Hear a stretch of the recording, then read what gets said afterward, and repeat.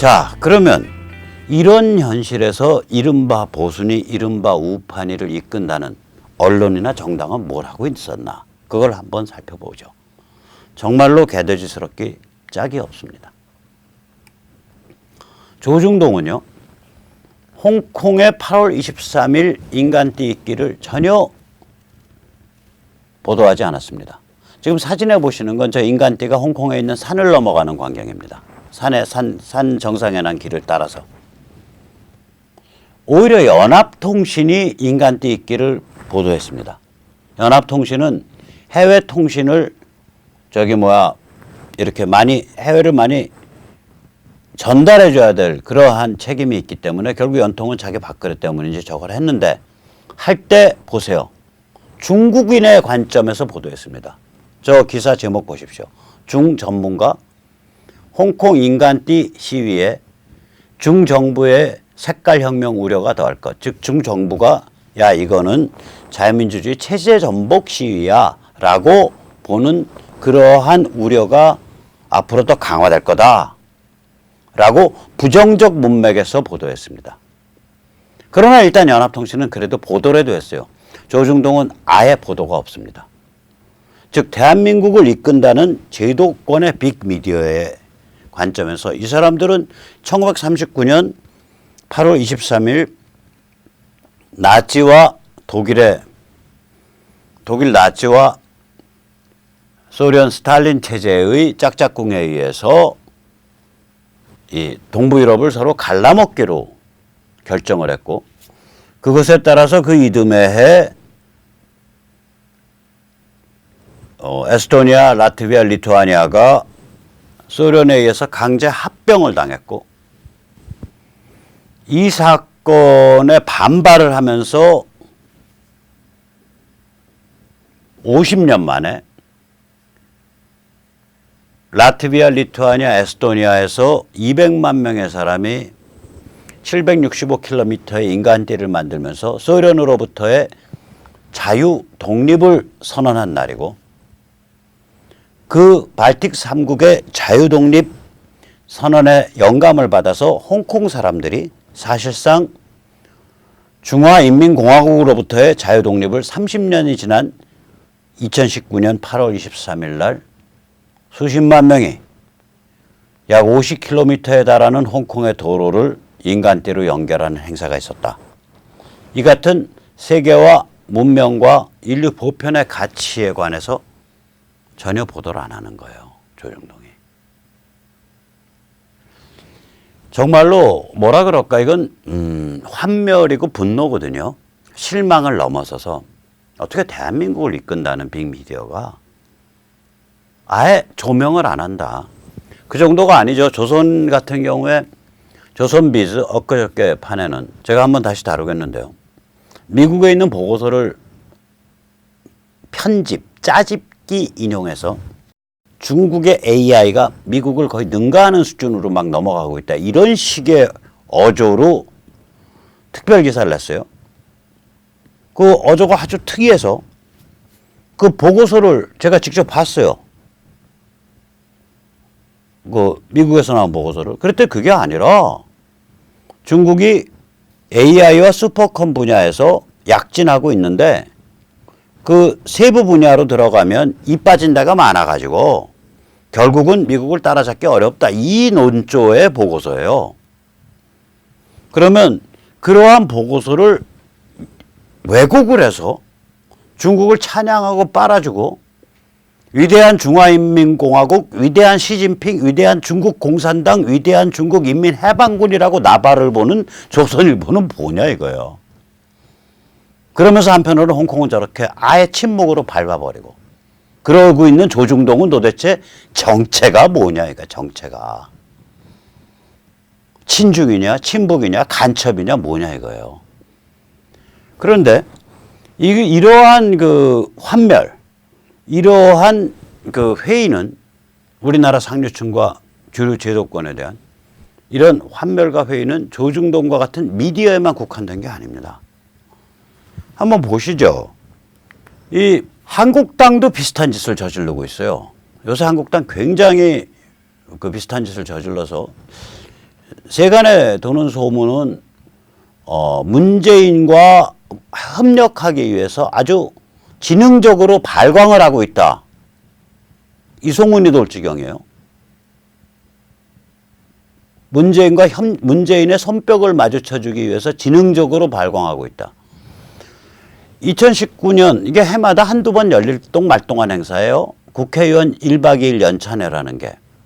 올해 국회의원 1박 2일 연찬회가 8월 27일인가 잡혀져 있는데 캐치프레이즈가 경제 퍼스트, 민생 퍼스트입니다. 지금이라도 바꿔야죠. 조국도 거론돼야 되고 패스트 트랙도 거론돼야 되고 대한민국 체제 옹호하자. 이렇게 바꿔야죠. 한미동맹 옹호하자. 미중전쟁에 대해서 어떤 의미인지 평가해보자. 이렇게 바꿔야 될 거 아니에요. 그런 건 아예 배관시하고 경제와 민생만 주장해. 경제 민생이 왜 망했냐고요. 미중전쟁에 대해서 제대로 대응 못하고 반일 히스테리로 개발질하고 그 다음에 원전 죽이고 자기가 스스로 자해소동 일으킨 거 아니에요. 원전 죽이고 52시간 하고 그 다음에 최저임금제 하고 자기가 자해소동을 하고 있으니까 경제가 죽은 거 아니에요. 그러면 이거는 문재인 정부의 대한민국 파괴, 공작에 대해서 분연히 걸기에서 투쟁하자. 이렇게 캐치프레이즈가 걸려야 되는데 경제 퍼스트, 민생 퍼스트. 이게 뭐 하자는 초식인지 모르겠어요. 거기다가 특강 강사가 김근식입니다. 김근식이 누구냐? 저기 김정일은 알아보시겠죠? 그 김정일 앞에서 배시시 웃고 있는 사람이 문성근이죠. 그 문성근의 오른쪽에 이제 딱 긴장해서 공손하게 서 있는 인물. 저 사람이 경남대 교수 김근식이에요. 이 북한학을 가르치고 있는데 대부분의 북한학자들이 그렇듯이 굉장히 친북적인, 그러니까 북한 체제를 인정하는 그러한 관점을 가지고 있습니다. 근데 그게 좀 도를 넘었어요. 도를 넘은 발언을 몇 개 소개해 드릴까요? 한번 보시죠. 이 사람은 학창시절에 구국학생연맹인가 9학년이라고 불러요. 저거 주체사상, 김일성 주체사상 관련 단체 중에 족보가 높은 단체입니다. 9학년으로 구속 수감된 바 있고요.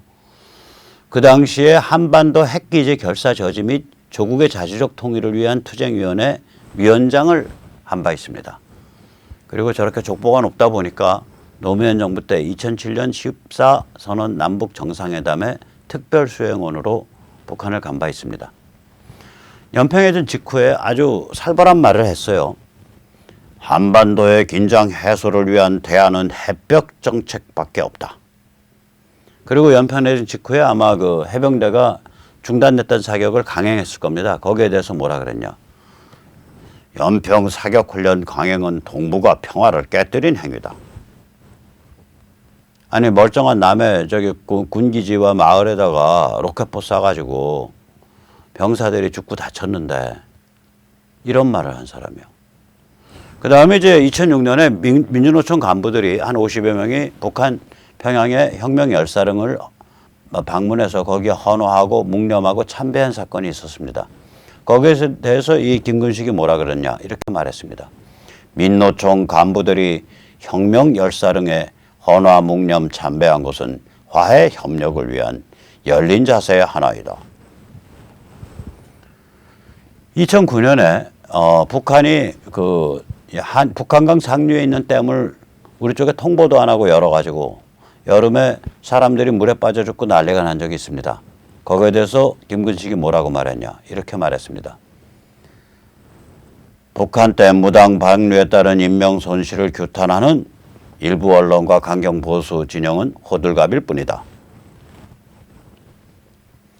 이 사람은 또 국제법도 상당히 열심히 보는 모양이에요. 2011년 12월 12일 날 김정일이 사망한 직후에 뭐라고 말했냐 이렇게 말했습니다. 김정일 국방위원장이 사망했으니까 천안함 연평 포격 박광자 씨의 공소권도 소멸한 것이다.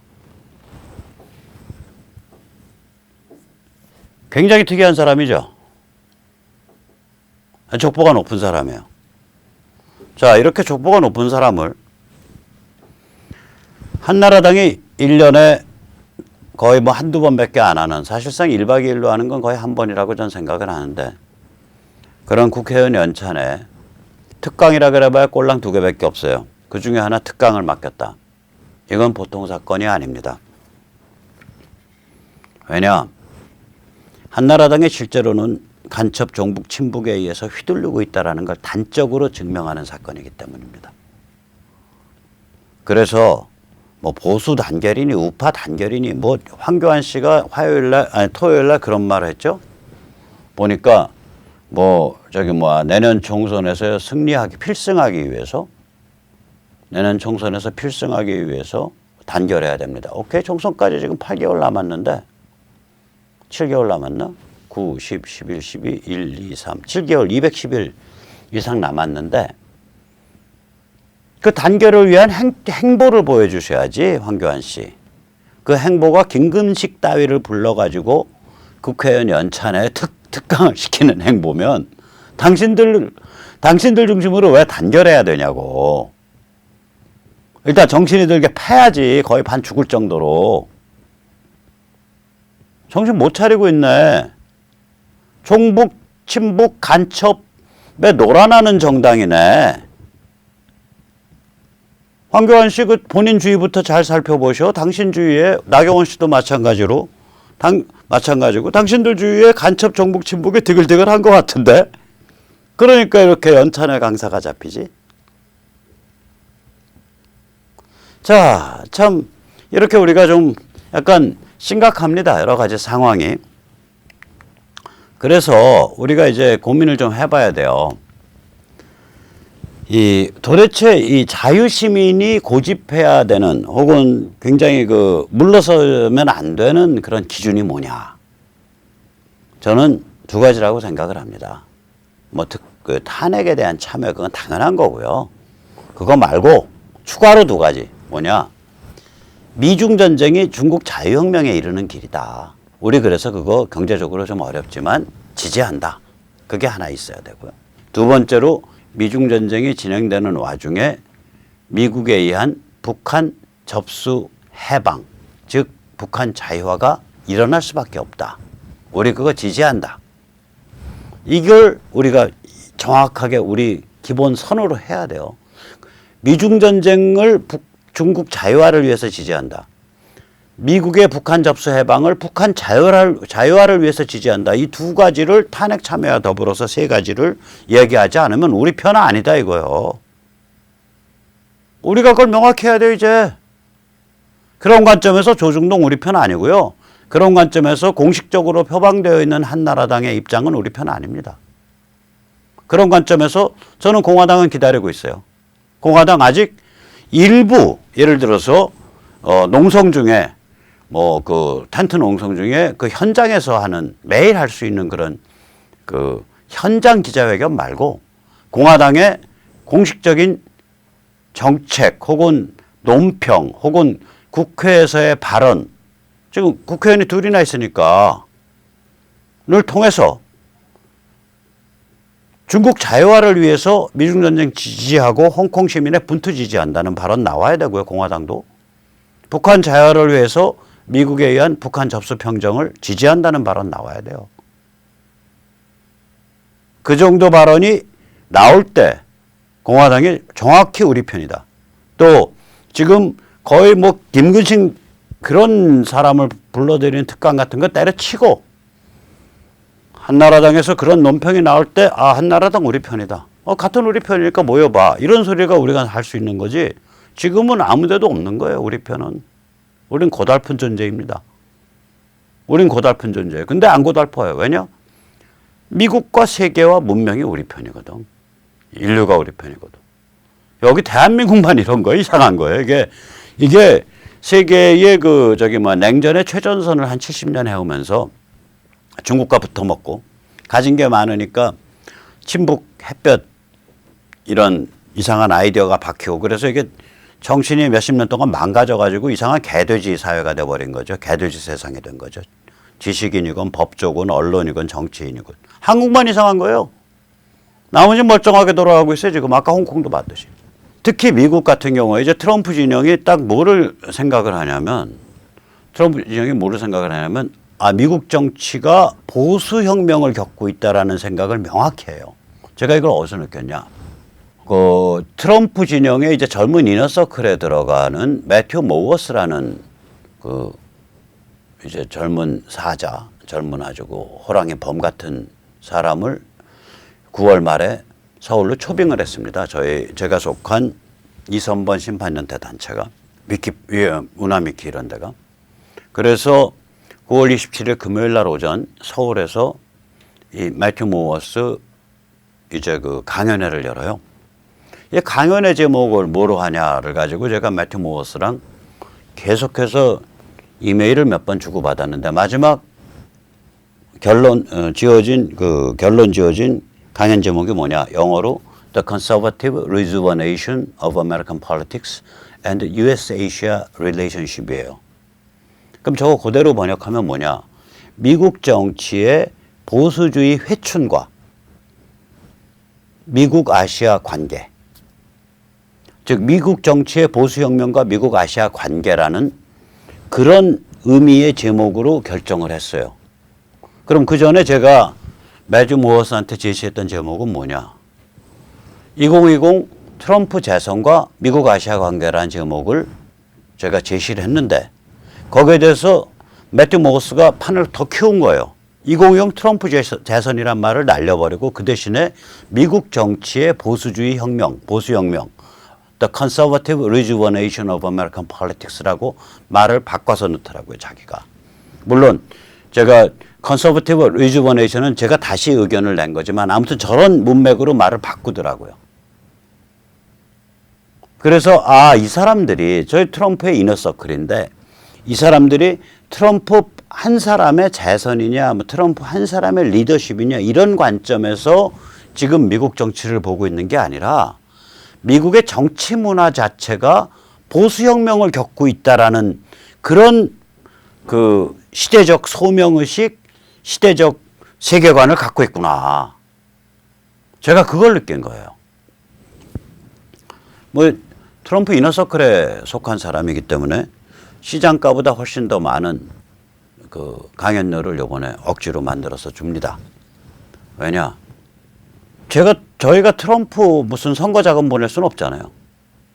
그러나 트럼프 이너서클에 속해 있고 지금 트럼프 재선 캠프를 꾸리고 있는 사람한테 두둑하게 강연료와 여비를 챙겨주면 그게 트럼프 재선 자금이 될 거 아니에요. 간접적으로는. 지가 빵빵하게 쓰고 돌아다닐 수 있으니까. 그래서 저희 살림에는 정말 피눈물을 흘리면서 두둑하게 챙겨드렸습니다. 자, 그래서 제가 보통 이런 정도의 그 약팔이는 안 하는데 좀 후원이 필요합니다. 상당히 천문학적 돈을 챙겨줬기 때문에 저희 입장에서 이건 저희가 광범위하게 강연료 이런 거에 대해서는 서울시에 이미 공식적 모금을 신고를 해놓은 액수가 있기 때문에 아주 공식적으로 저희가 후원을 말씀드릴 수 있습니다. 강연에 관한 후원이니까, 아카데미에 대한 후원이니까. 그래서 저희 이선범과 심판연대가 속한 사단법인 역사문화센터 구좌로 이 강연 후원을 좀 부탁드리고요.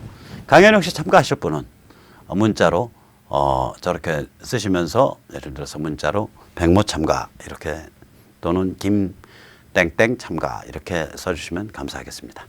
자, 그러면 이제 약을 팔았으니까 다시 한번 매튜 모워스가 어떤 사람인지 잠깐만 살펴보기로 하겠습니다. 아주 젊은 친구예요. 2016년 트럼프 선거 때 선거 캠프 중에 전국 현장 조율 담당 및 접전 36개 주 담당 디렉터를 했습니다. National Field Coordinator and Battleground States Director. 그 다음에 특이하게 이게 트럼프 인사명령 1호였다라고 사람들이 말하던데 그건 저는 확인은 못했습니다. 이 백악관 그러니까 선임 고문인데 이 선임 고문인데 이 특이하게 딱 말하자면 자기 맡은 일이 정해진 선임 고문이에요. 그 맡은 일이 뭐냐? 국무성 출입이에요. 국무선 담당이에요. 그래서 틸러슨 이렇게 취임할 때 연설할 때 보면 이 매튜 모워스가 틸러슨 바로 어깨 뒤에 서서 웃으면서 박수 치고 있어요. 틸러슨과 동급이다 이거요. 틸러슨, 폼페오 등 국무성 고위직 31명의 인사청문회를 준비했습니다. 그리고 정치평론지 폴리티코가 실세, 파워플레이어라고 평가한 그런 사람이고요. 블룸버그 통신 등이 이렇게 어린데도 불구하고 동정을 보도를 해요. 이 사람에 대해서. 올해 3월 말에 사임을 했고요. 그 이후에 사실상 2020 재선 캠프 의 핵심적인 그걸 조직하는데 핵심적인 역할을 하고 있다고 보입니다. 2016 선거에서는 이른바 러스트벨트라고 불리는 전통적 제조업이 있었던 지역. 그런데 지금 중산층이 몰락해서 빈민화된 지역을 공략하는 전략을 내고 그걸 성공시킨 담당 주역으로 꼽힙니다. 자, 그래서 뭐 이런 사람 불러서 얘기도 좀 듣고 이제 우리가 좀 판 크게 놀아야 돼요. 이걸 원래는 다 잘 나가는데 무슨 뭐 재벌사 혹은 대기업 그룹사 연구소 혹은 조중동 이런 데가 주도를 해야 되는데 이걸 뭐 이런 시민단체가 하게 그런 형사가 됐으니 참 대한민국 주류 제도권의 그 상류층에 대해서 정말 입이 대빨만큼 나오지 않을 수 없군요.